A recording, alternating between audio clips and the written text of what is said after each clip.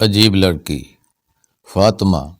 بھائی ابراہیم، آخر عائشہ کو کب تک بٹھا رکھو گے؟ اس کی شادی بیاہ کا بھی تم کو کچھ فکر ہے کہ نہیں؟ کیا اس کی ماں مر جانے سے تمہاری محبت کو بھی موت آ گئی؟ ابراہیم: فکر کیوں نہیں ہے، اور بہت فکر ہے۔ صرف لڑکی کا بیاہ ہی ہوتا تو کوئی مشکل بات نہیں تھی، مگر یہاں تو بیاہ کے ساتھ ساتھ بہت کچھ اپنی تباہی کا سامان بھی کرنا پڑتا ہے۔ معمولی سامان تو تیار ہی ہے، مگر بتاؤ تو کہ زیور کے لیے روپیہ کہاں سے لاؤں؟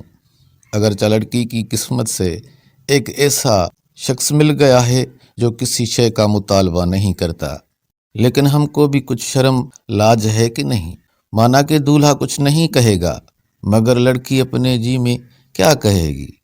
بھائی بہن کی یہ گفتگو عائشہ پردے کے پیچھے کھڑی سن رہی تھی۔ باپ کے منہ سے لڑکی کیا کہے گی کہ آواز سن کر عائشہ کہہ اٹھی، میں کچھ نہ کہوں گی۔ پیارے ابا، تم مجھے زیور نہ دو، غم سے فارغ سر کو درد سر نہ دو۔ پیارے ابا، میری سنتے ہو اگر، بے تکلف بھیج دو شوہر کے گھر۔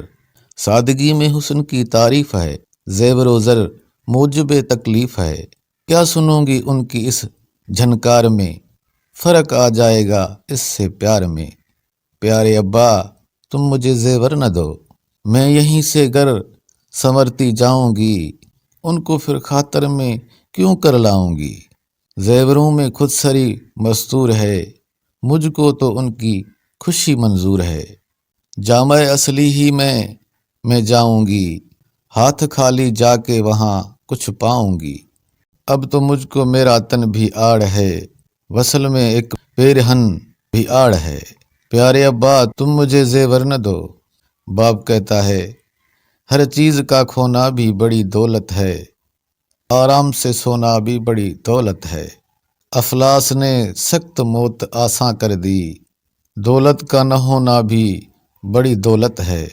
معزز ناظرین، بے شک جمع کرنے کی چیزوں میں سے سب سے بہتر چیز رحمت الہی ہے۔ دیکھنے اور سننے کا بہت بہت شکریہ۔ دعاؤں میں یاد رکھیں، ہوشیار رہیں۔ اللہ حافظ۔